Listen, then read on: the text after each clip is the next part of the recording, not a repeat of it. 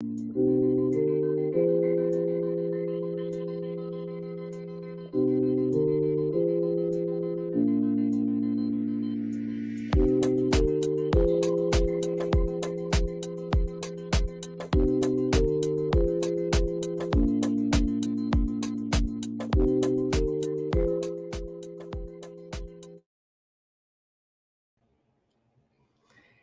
everyone, and welcome to our lunchtime chat today.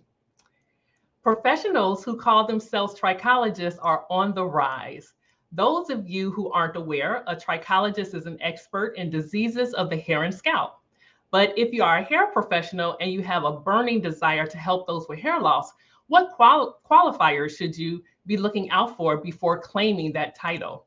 And for consumers, what about some of those things that you should know about the industry before choosing to see a practitioner of trichology? These are some of the many questions that we'll be answering on today's chat. My name is Dr. Crystal Porter, and I am a hair scientist and owner of Main Insights, a company that conducts research and focuses on the hair needs from people of African descent. This platform is designed to elevate the Black hair care industry and empower consumers and hair professionals with education that is driven and backed by scientific research. Before I get started, let's all see who's out there with me today. Welcome. Let's put your name in the chat and let me know where you're from. Also, I'd like to know your background. Put the number 1 if you are a practitioner, the number 2 if you are a consumer, and the number 3 if you are a researcher or a scientist such as myself. Also, if you haven't done so already, I'd like for you to share this broadcast. You don't want to be stingy, and there are other people who may benefit from the information. Okay, and so if you are frustrated with the lack of information available to you when it comes to caring for your hair, and you've wasted a lot of time, money, and resources trying to figure things out on your own, then you are definitely in the right place. And that is why we have created the Our Black Hair Matters movement. And before we get started, I have put together a valuable resource called The 3 Biggest Mistakes to Avoid when caring for your curly hair. You can go to obhm.com or ourblackhairmatters.com to get that, and you can see that in the ticker. And if you have a pressing concern and need to have a conversation, our team is standing by. And you can schedule a 15-minute call by going to bit.ly/obhmconsult. And you can see that also on the screen. All right, so we are going to get started because we have a lot to get to. Now, I have voiced my opinion about the area of trichology in many settings. A few weeks ago, I had a lunchtime chat about it. And then back in 2016, actually tomorrow will be exactly 6 years, I wrote an article in Medium titled Hair Loss and the World of Trichology, Why You Should Care If You Want to Save Your Hair. And if we could have that banner put up, that would be great. And so you can actually go there by going to bit.ly/medium-trichology, and it's case sensitive. So it's a capital M and a capital T. And so while I've given my opinion, I wanted to get the perspectives from those who are immersed in the field. So I'd like to have my special guest join me who agreed to be a part of a panel discussion today. So my educators are both affiliated with the schools to provide their, they're affiliated with schools to provide their trichology curriculum. So I would like to start with Connie Judge. Let me get my notes here for the bio because I have a lot of people here today. So Connie Judge is known internationally as a visionary entrepreneur, renowned beauty industry leader in trichology. And she is the first and only African-American owner of a trichology training institute in the United States. She presents a courageous, honest, and heartfelt perspective on real-world issues concerning hair loss.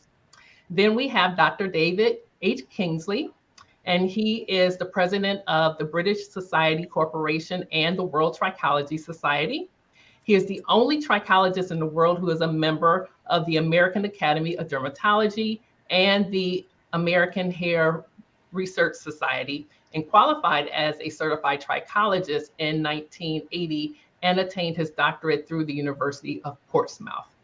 He is a senior professor at the World Trichology Society and a professor at Huntington University of Health Science. Then we have Marvelette Bailey, who is a certified trichologist. She is known as a pillar in the beauty industry and has over 30 years of experience backed by in-depth training, licensure, and certifications. Marvelette continued her education and training in the paramedical and science field, becoming a trichology healthcare practitioner and biomedical research with Main Insights. And she's also one of my team members. Kerri Parker is also a certified trichologist, and she began to infuse holistic therapies into her services. In March of last year, she became a certified trichologist through WTS in New York City. Then we have Donecia Sullivan, who is a certified trichologist with over 18 years of service providing hair loss prevention and restoration for men and women who suffer from hair loss. She is licensed in the state of Georgia and North Carolina as a master cosmetologist. She currently owns a hair and scalp treatment center in Augusta, Georgia, and also provides non-surgical hair replacement services. And last but not least, we have Dana Wilson, and she is a certified trichologist, a Sister Locks master trainer, a city certified research assistant, and certified cold capper. She is also a veteran and mother of a son with autism. She is the director of Hair Cares, Inc., and began her own Sister Locks journey in 2000. She is also a team member along with Donecia as well. All right. So we have gone through all of that. Thank you. Welcome. Really happy to have you all here. Thank you. All right. So we are going to jump into it. I want to start off with a question for the practitioners. I want to know in about a minute or so, how did you learn about trichology and why did you decide to become a practitioner? Mm-hmm. Let's start with Donecia. Okay. Well, I took a course in hair loss as a hair loss practitioner, and it opened my eyes to how the body functions and then also how hair loss is correlated. And so I wanted to learn more. I wanted to understand how hair loss begins and how to address it and how to be effective with treating it. And so I continued my studies in trichology from that course. Awesome. Thank you. And Dana, what about you? I had a friend who was a trichologist, and so I learned about what that was. And then also I started experiencing hair loss myself. So I needed to dig deep and see what was going on with myself and then also some of my clientele at the time. So very interesting. Awesome. And how about you, Kerri? Yes, so I have eczema, and I didn't have hair from the top of my ear down to the nape until I was 15 years old. My grandmother was a beautician, and she was able to recover my hair in the course of the summer. And then that led me to about 20 years in my career and just was wanting to do something different. I didn't want to get out of the beauty industry, but wanted to do something different inside of it. And with that, we would hear these terms, growing dandruff, all the time. I kept thinking that doesn't sound right to me. And then we would also scratch the scalp, scratch someone's scalp with a comb. And I kept thinking that doesn't seem like that should be healthy for the scalp, but I didn't really know. And one day I was scratching someone's scalp, and this distributor came by my suite and said, you don't have to do that. I'm like, please tell me, what can I do not to do this? I hated doing it. And that's what led me to trichology. Awesome. And Marvelette? Well, when I worked in salons, I always got the clients nobody else wanted who had hair loss or hair issues. So I would correct them. I don't know how. So whatever I was doing was working. So that sparked the interest. So I did like 10 years worth of research. And then I started going to different classes, and I came across a few people who were who who had taken classes for trichology, like 3 or 4 day classes. And that sparked my interest. So I did further research, and then I found the school that I went to. Awesome. And so, speaking of schools, let's talk about the schools. And so, Connie Judge, can you talk about NTTI? I think it's a great segue since that's where Marvelette got her trichology education. Thank you. And I also thank you for allowing me to be a part of this platform. I think this is an amazing opportunity to share knowledge about trichology and how all of this evolved. From my perspective and how I got started in trichology, being a licensed cosmetologist myself for many, many years, looking at almost 40 years that I've been in the beauty industry, I actually had a lot of clients who lost hair, and I didn't know and didn't have solutions for those clients. So I began to research to try to find something that gave me more understanding about hair loss. And of course, just doing that on my own, I discovered some things, and then talking with other doctors were very helpful. How I evolved into the school of trichology and doing what I'm doing now is from my background as being a school owner. I started in the school business in 1997, so I have been in the school business for a very long time.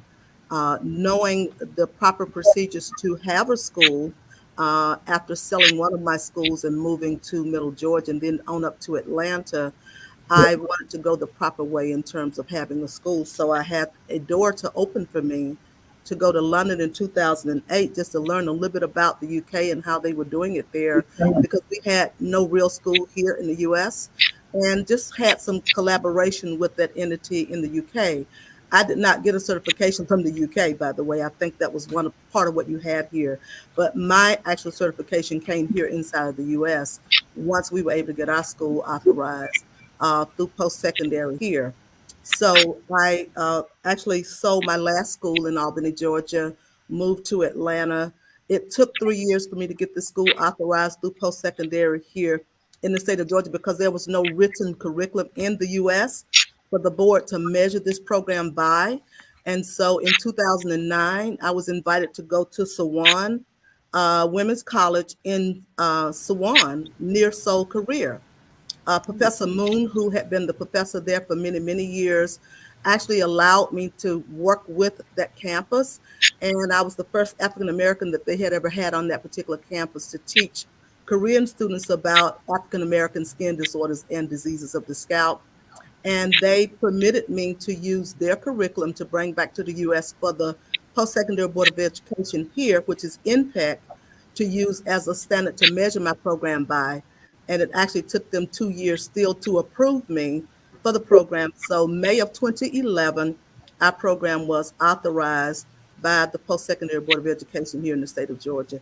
And that's how we got our school. And that's how we began to be able to provide diplomas, and certificates for our students who would go through a year of training with our program. And that's how it all evolved for me. And I'm excited, about what we're doing to help change lives and to bring people into a perspective. Lastly, our motto for our school is education with integrity. And I believe that if one is going to acclaim a title, that education is the key, and that particular documentation that they carry should come through the governing of a real board of education that provides coverage for anyone who says they're putting a program out there. They need to have a governing body of education to govern their program. Okay. And so, Dr. Kingsley, how did you get started, and Crystal. how did you develop your school Well, or your program for your school? Well, I obviously, you can see, I started many, many years before Connie did. I originally from London. I qualified as a trichologist in 1980 through the Institute of Trichologists, which is the oldest trichological organization in the world. I moved to the United States shortly thereafter, and I was practicing trichologist here. I was a member of 2 or 3 organizations, but they were based either in the UK or in Australia. And I'm saying to them, look, you've got to put a presence, you've got to have something in the United States. So what we decided to do was to start a US-based trichological organization, so that it, we felt that it was a lot better for US students to have contact with people in their own time zone and not like 10 hours, 12 hours apart. So the organization, we went for high educational standards, ethics. Everybody has to sign an ethical standards. Also, we helped students throughout the course with webinars, newsletters, tutorials, easy payment schedule, and which we also find important is post-certification educational courses and professional development. Our motto is education, education, education, and that's what we try and do. Recently, we have also had our course licensed by Florida State Education Authority, the Commission for Independent Education. Our course is certified, through them, so that the students now have assurance of financial stability and program structure regarding the WTS. So, we feel that a trichologist needs to have a certain educational standards, exactly what Connie said, and also post-certification, because it's fine that they're certified trichologists, but just like with every profession, how do you know they're keeping up the standards? And we have a trichology credits where our members need a certain amount of credits a year to keep their membership up, so that people who choose to see a WTS certified trichologist, they know that they are keeping up at a certain level, and that is also what we felt very important. Okay, and so I want to kind of go with your background, because you received your trichology education overseas in the UK. So Sure. How does that differ? I mean, I know you wanted to expand it and you had the idea of telling the other societies to come here to the US, but what could you do in the UK with your training that you may not be able to do here, and vice versa? Do you know? Well, it's 40 years ago, so a lot of things have changed. I think one of the big, it's not directly answering the question because it is very difficult to do that. But I think the biggest plus nowadays is the internet, because when the courses were in the UK, when I became certified, there was no internet. So really the worldwide access, and I understand you're mainly interested in the US, but it's also a worldwide science. The access was very difficult because people had to come to the UK to become certified. Now that the internet is here, we have students. We just had clinical training at students from Kenya, South Africa, and Dubai, and the Netherlands, and all around the world. And it truly, we feel that it's so important not just to keep the standards high in the US, but to keep the standards high worldwide as well. So it's difficult to say the difference between the Institute of Trichologists and the World Trichology Society, except that both organizations are trying to keep standards high. And that's what we're continuously trying to do. Okay. So speaking of standards, there are a number of professionals out there. And when I voice my opinion about my perspective about trichology, as I said, I wrote something up 6 years ago because there are a number of things going on when professionals decide to go that route. So I'm curious for the practitioners who are here, or the certified trichologists, I want to know what was your criteria to decide where you wanted to go? Let's start this time with Kerri. Okay, so I actually, to piggyback off of Dr. Kingsley, it was because this is my 14th year. And so 14 years ago, like I mean, we did have the internet, but it's not like it was at all then versus now. And so, because I started off with the IAT, but to get the books, and that was just, it was hard. And how do I get to Australia for clinicals? That was so difficult.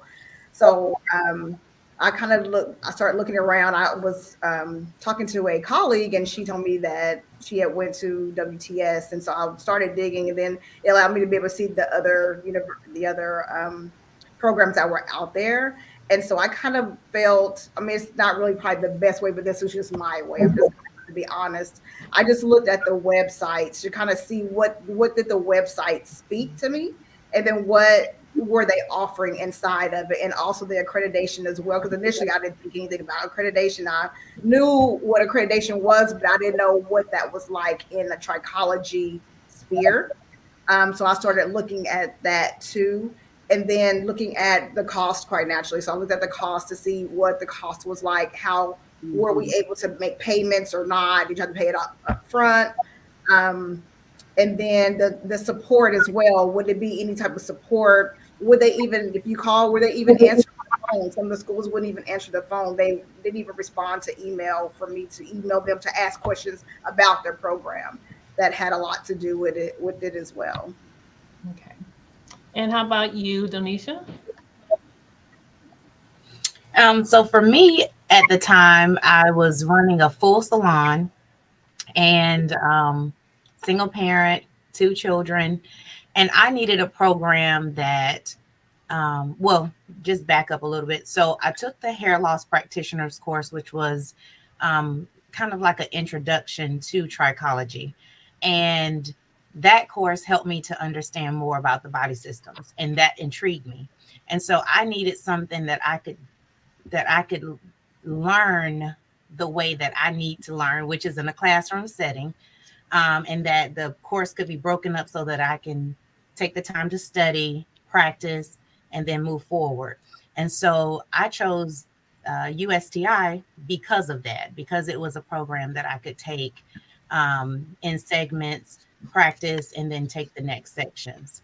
Also, USTI offered a third-party certification through AMCA, which I was intrigued by. So once I completed my full trichology with them, then I went on to take the third-party testing for the AMCA trichology certification. And so that was how I decided to take the program that I decided to go into. Okay. Thank you. And Marvelette, how about you? Similar to Donecia. So I was married at the time. I had 2 children. I was a salon owner. So location was a factor. Cost was an issue, was a factor, and accreditation. So I looked at a lot of schools. Actually, a couple of schools I initially started seeking, I didn't go there. I chose NTTI because I took a class at the ABS show, and Connie Judge was there, NTTI, and I liked what she said. And initially, she was supposed to come to Chicago to teach the class. So when I signed up, but something happened, so we ended up having to go to Atlanta, which wasn't in the plan, but it worked out anyway. And the cost was decent, so I was able to pay for it out of pocket. And I was able to travel back and forth. I talked with my husband, he agreed to it, and it worked out. Awesome. And Dana?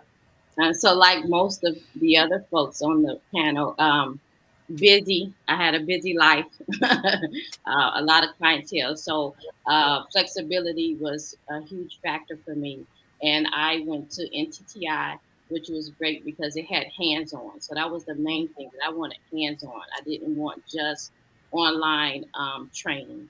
Also, because I'm a veteran, cost, I needed to look at cost, and the VA actually would pay for me to go to NTTI because it was accredited and have the backing of a post-secondary school. So that was a huge piece for me because obviously the VA does all the vetting for you. So that was a no-brainer for me. And the hands-on for sure was it. Awesome. So we are live, and I want to make sure that I address everyone. So I think everyone has access to the comments, but I just want to let people know who are out there. We have Miss Safi or Safi. I apologize if I'm not pronouncing your name right. Thank you for joining from Detroit.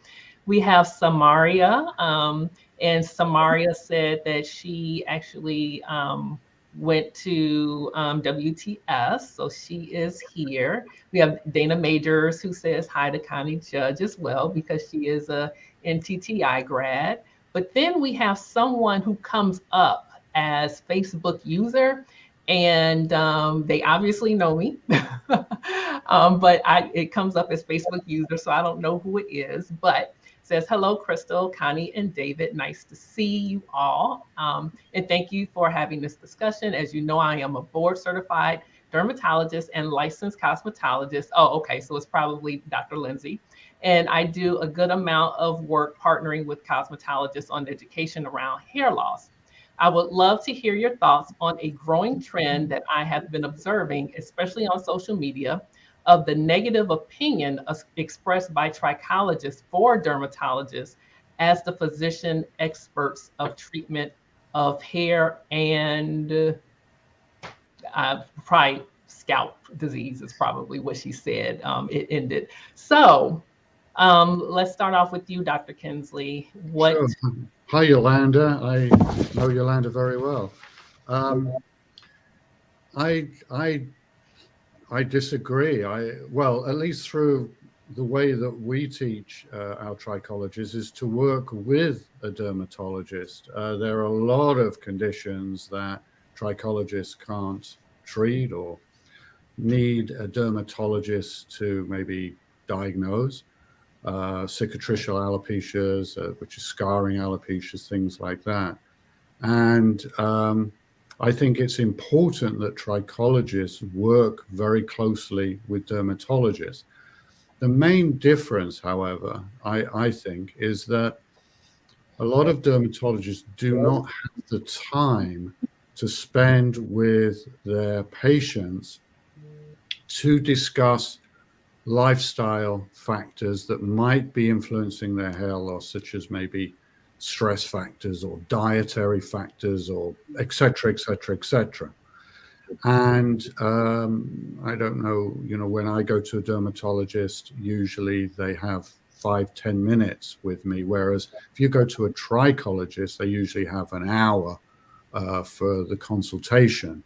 So I in fact, my vision is for every dermatologist's office to have a trichologist to deal with their hair loss patients. Whereas at the moment, a lot of dermatologists also have PAs who would see a hair loss patient, and they might not necessarily have the background that a certified trichologist would have. So I think that trichologists and dermatologists should work together. Absolutely. Awesome. And Ms. Judge? I agree with Dr. Kingsley on that particular point, as well as respect highly the dermatologist that asked that question. She is renowned and well known in the industry and does a tremendous job as working with patients. One of the things that we teach our students in our program is that they are not to diagnose anyone. They don't have credentials to diagnose anyone. They can only identify an issue and recommend them to a dermatologist or to a medical doctor, because that's really against the law for someone who is a basic practitioner to try to diagnose a disease of the scalp. I think we need to learn how to stay in our own lane. That's one of the issues that we see that is running rampant in the beauty industry overall, where the improper learning about trichology is not being made very clear and defining. And that's causing some of the havoc that the dermatologist is speaking about, on this live today.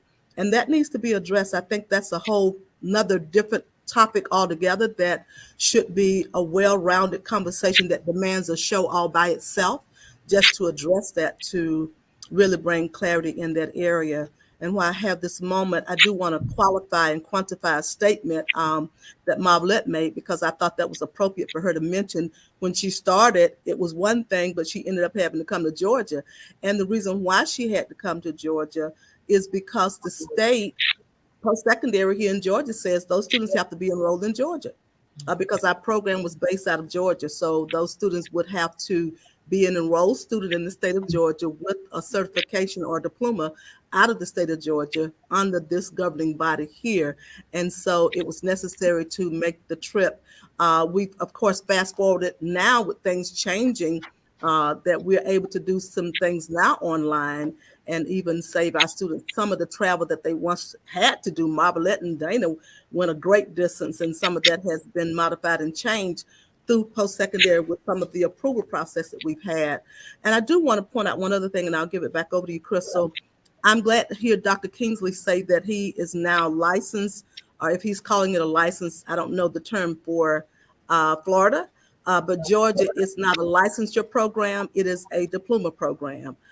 So I'm concerned about all the people that was certified or authorized or whatever that term was prior to his being then licensed or whatever the case may be in the state of Florida, because I know you've been in business for a long time.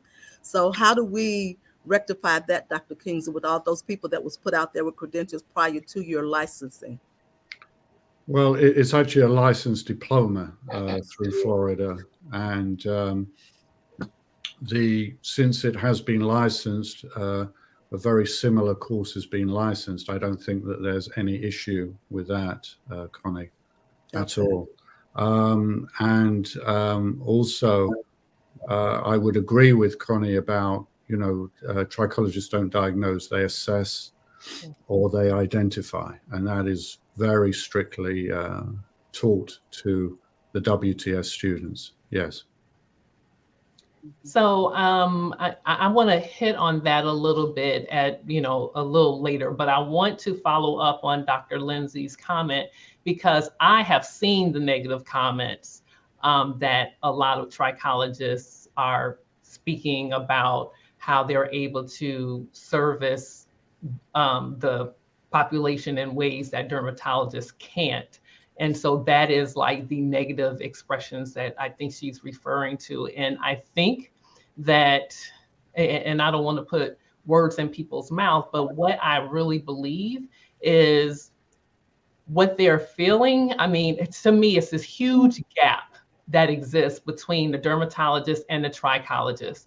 And I'm trying to bridge that gap, which is why I have the program that I have, because in having professionals involved in research and having an appreciation of science, I think that's a way that we can bridge the gap, because I think dermatologists feel strongly one way. I think Dr. Lindsay and Dr. Barbosa are the exception, but I think dermatologists typically think one way, and then trichologists think the opposite extreme in another way. And I think we need to bridge that gap, but something needs to happen. Trichologists need more than just, I feel, the trichology education if they want to talk about science, because I hear a lot of trichologists say, oh, I'm all about the science, and they have no clue about what science is, which is why I'm trying to step up a little bit and saying, okay, if there's a gap, there's a need gap, let's go ahead and address that so that dermatologists and trichologists can work together, because the trichologists need to respect the dermatologist, but in the same vein as to what Dr. Kingsley said in terms about time that can be spent, I think it can be a very happy relationship if a lot of dermatologists also can appreciate what the trichologists can bring, but it has to be done in the right way. And I do think a lot of trichologists do go overboard when they start talking about what they can do and start really bad-mouthing dermatologists for no reason. May I jump in on that for a second, Crystal? Absolutely.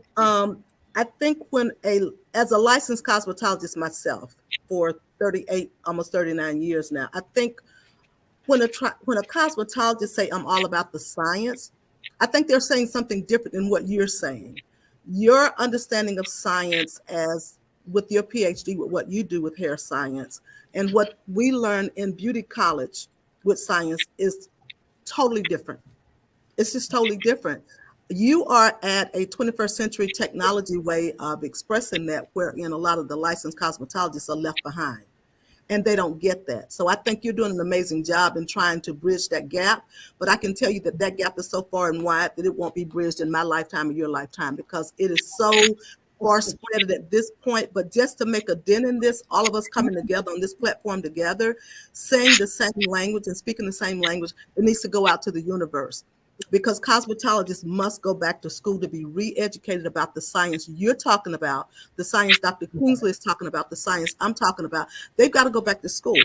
That's the biggest task there, is getting them to come back to school to be re-educated, because most of them that are saying I'm all about the science has been out there for probably 20 plus years doing hair that has no in-depth understanding about the science and where we are today when it comes to science.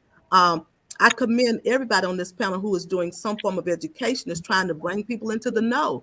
But the problem is, again, getting them to sit down in a classroom with people like us at a panel discussion to break down what's the 21st century science that you need to know. People's lives have changed. Stress is a number one factor that's causing hair loss on the whole planet right now with this pandemic. What does science mean to that? And so, you know, there's work to be done. Lastly, when it comes to the dermatologist, Dr. Kingsley made a great point. Every dermatologist needs a trichologist working in that office with them to offset the time that they don't have to spend with a patient. That's what we hear with our patients. We have a clinic here. I have a clinic that is attached to the 7,000 square feet facility we're housed in for our school. And I have an internal medicine doctor that's full-time as a partner here, who see patients, as well as us partnering with these dermatologists that we send them out to. Any dermatologist that we send a patient out to, we want a relationship with that dermatologist to help that dermatologist that may not know about the hair loss factor, but the skin factor, so that they know what we're sending them. It's the communication that needs to take place and the relationship that needs to take place. So I'd like to see more of us come together with dermatologists in the room, with the trichologists and the cosmetologists in the room. I think that would bring, you know, great solutions, along with what you're doing, Crystal, with the hair science. So that's a great solution. Thank you. know, that's, if you don't mind, Dr. Crystal, you know, what Connie says is very good. Going back, in fact, it's even on our first page of our website that trichology is the bridge between cosmetology and dermatology. So that bridge is vast. And as Connie said, it's a lot of work to bridge the bridge, as it were, or to cross the bridge, or at least to link the bridge. But, you know, the science is, I mean, trichology is a science. And as Connie was saying, to go back to school, I mean, most people that become trichologists are mature students. Most people are already working with families. I mean, the panel here are all in that situation, and kudos to them to do a course and have a business and have a family. And it is very difficult. And that's one of the reasons why WTS, we structure our payments so that people just buy one chapter at a time. And some students, you know, life happens. It might take them 3 or 4 years, and that's fine as well. But we, in the WTS, we have weekly webinars of science that, to help students and certified trichologists to learn a little bit more. You know, education, post-certification education, I believe is almost as important as pre-graduation education, because you need to keep up to date. There's very few subjects out there with such fast changing knowledge. I send out a monthly newsletter which has sort of latest health news and papers that are published in dermatology journals regarding, you know, trichological issues. And there are like 30 or 40 every month. So we find it very important to keep the standards. And I did mention this before. We have the continuing trichology education credits. It's so important to keep education standards as high as possible. And also, which is unique, I think, to the WTS, we have free access to something called Science Direct, which is over 12,000 medical and health journals that people can just look through, and not just about trichological issues, about other issues as well. So, yeah, I mean, I agree with Connie. Education, science is important. And people get a little scared about science, particularly if they haven't been to school or been into an education standards for a long time. But I believe if it's taught in the right way and given to the student in the correct way, that it is understandable. And we have tutorials, online tutorials every month, or even private ones if people want that, where I will have a panel of people would come on, students, and ask me questions about it. And that's part of the course cost. So, there are lots of different ways that we work around that and help our students. Okay, and thank you for that. So I want to read, and I think this is also Yolanda Lindsay saying that she agreed with both of the responses by you, Dr. Kingsley, and you, Ms. Judge. Said, I agree, Connie, this issue requires an entire conversation. I am seeing lots of trichologists diagnosing individuals with various forms of hair loss. So yeah, that is a problem. I think, Dr. Chris, I'm sorry. We can't be, Connie and I can't be the trichology police. We can only, if you like, police our own members. And if there is an issue with one of our members, then we will, presumably somebody would send us an email saying, Jane Doe is causing, has done this, this, and this, and we will look into it.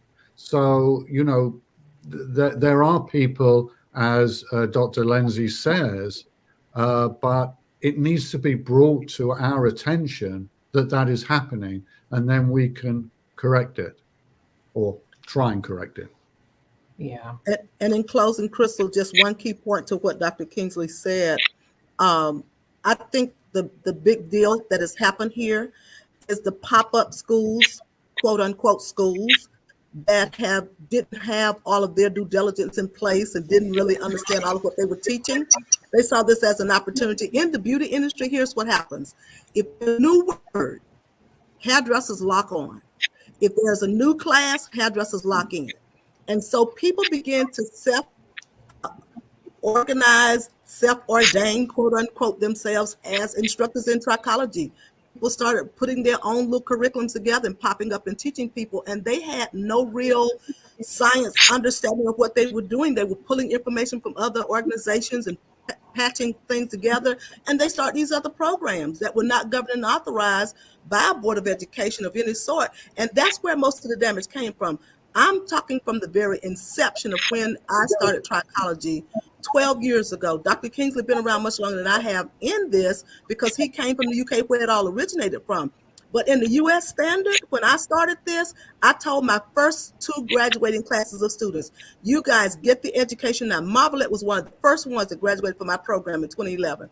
I said to them, when hairdressers discover this and other people discover this, they're going to contaminate this industry. Marvelette can probably agree with me making that statement. And that's exactly what has happened down through the years. These other people started their own deal. And so now all of this confusion and diagnosing and all of this is coming out of that crop of things that happened, from back then and brought it forward. So yeah, there's a problem. And yes, we do need to address that.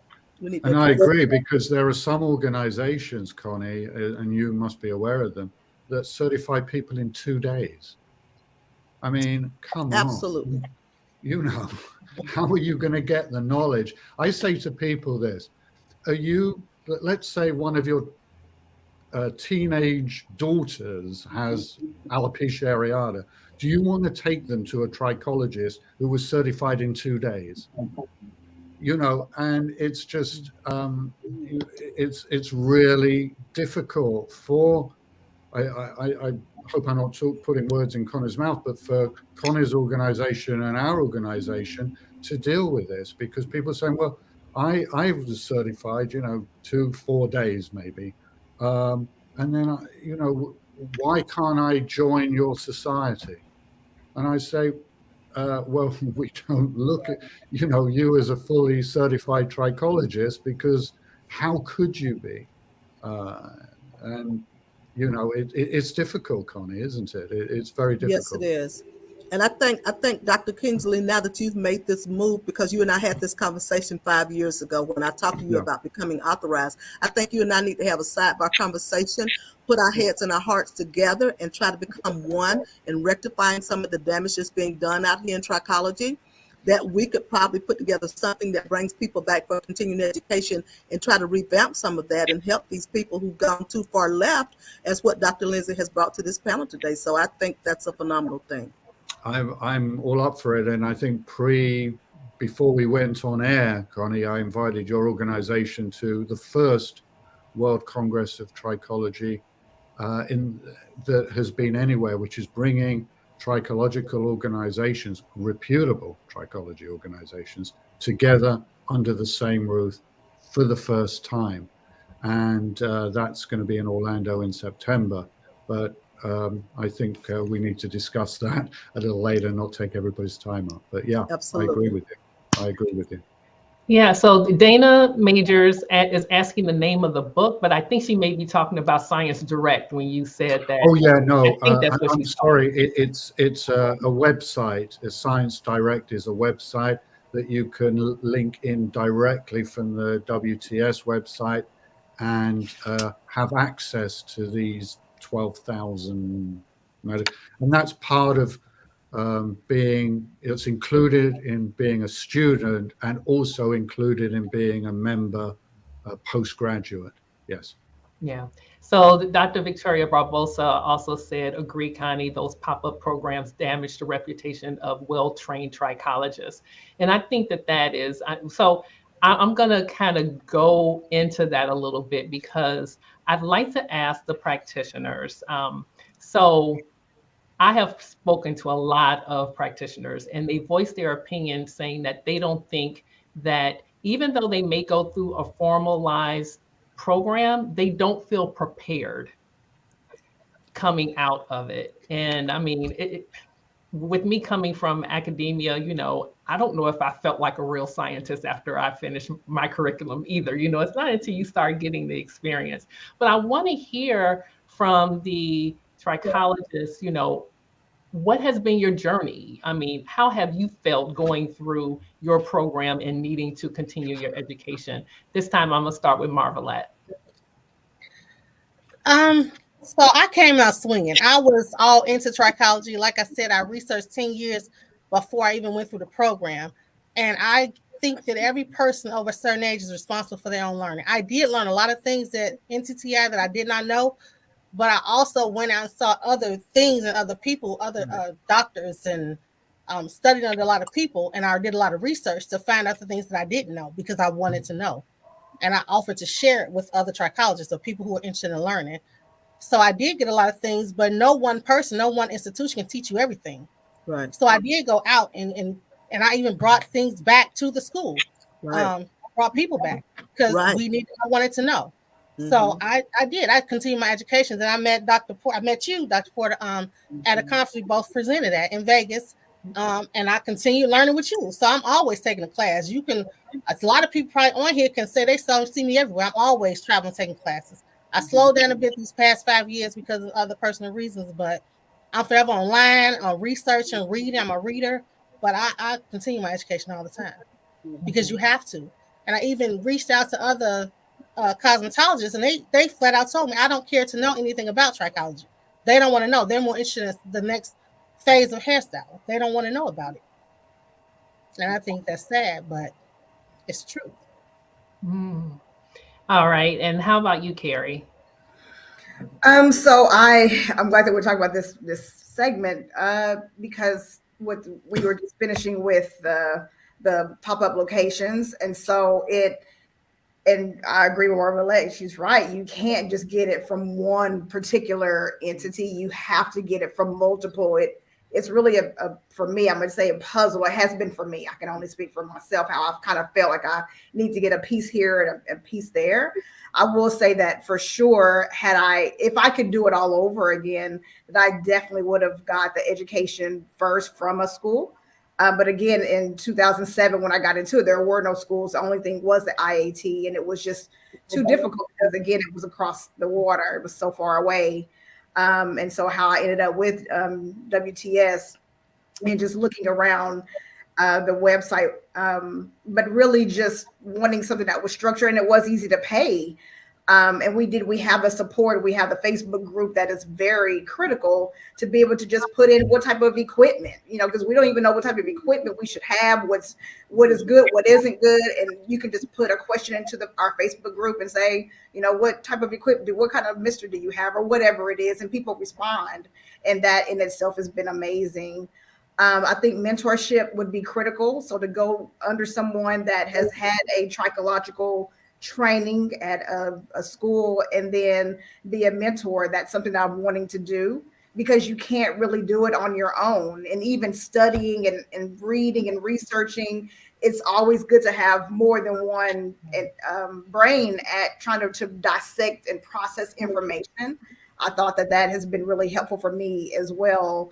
I've had 2 mentors, and the advantage now is, again, technology. Dr. Kingsley spoke about that earlier, having the technology to be able to, right before you go in to do a consultation, your first few consultations, you're nervous and jittery and all of that. And to be able to virtually say, hey, I'm about to do this consultation at this time. Can you please help me through that? I didn't have that. So it was a phone call. I had that.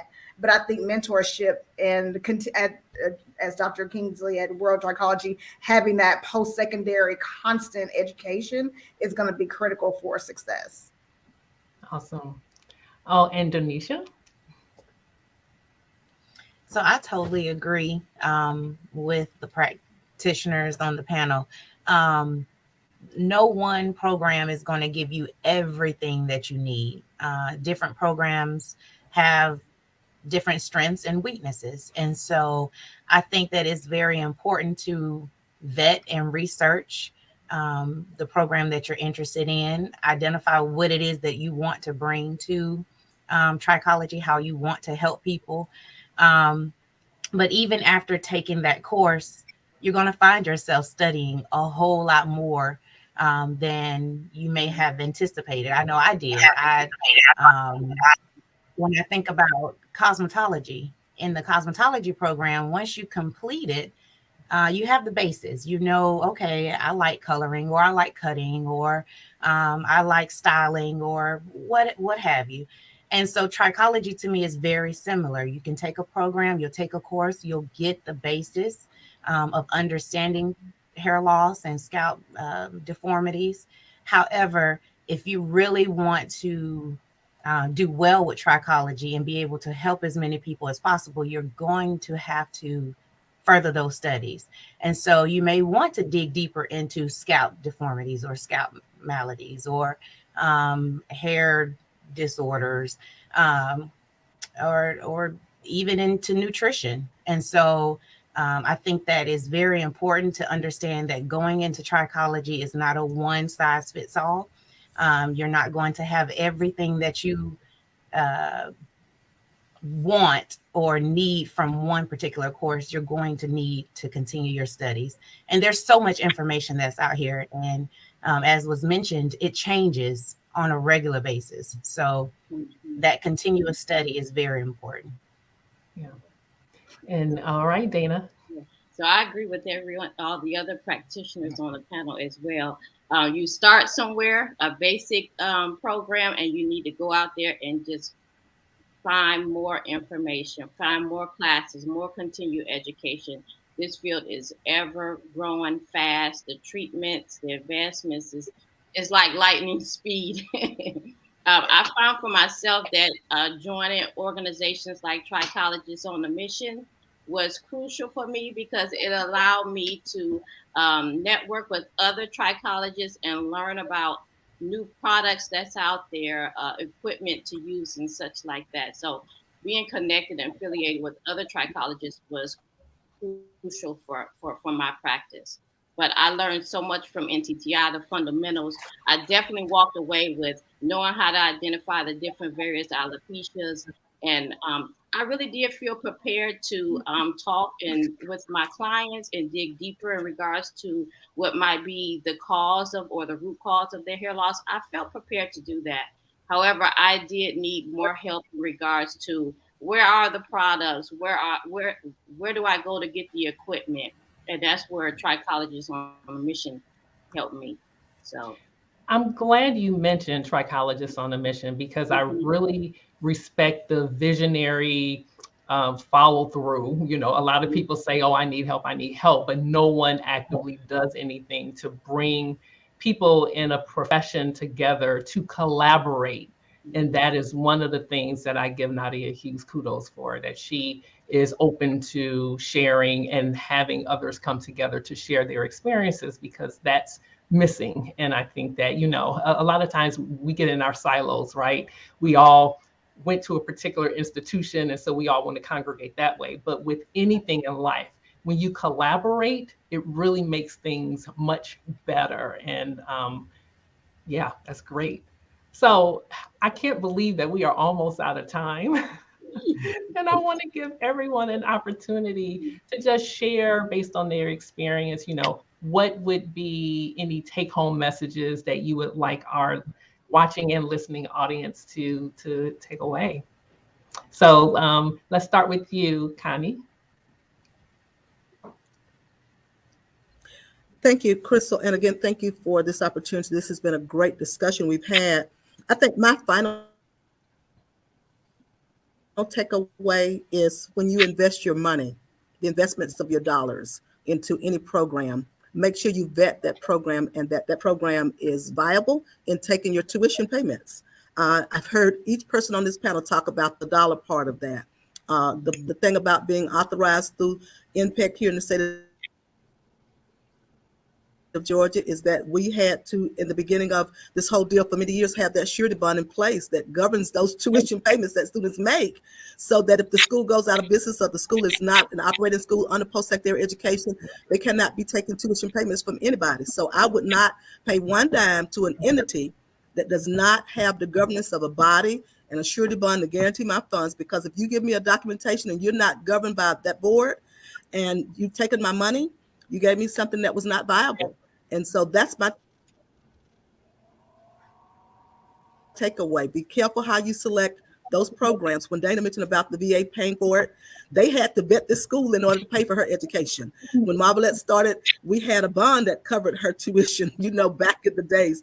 And this program has revved up many times over, because when we started, we didn't have as much education back then with Marvelette as what we had when Dana came and when others have come past Dana, because we were constantly evolving. We're on our 5th edition of our textbook at this point. We're always rewriting, updating our training information.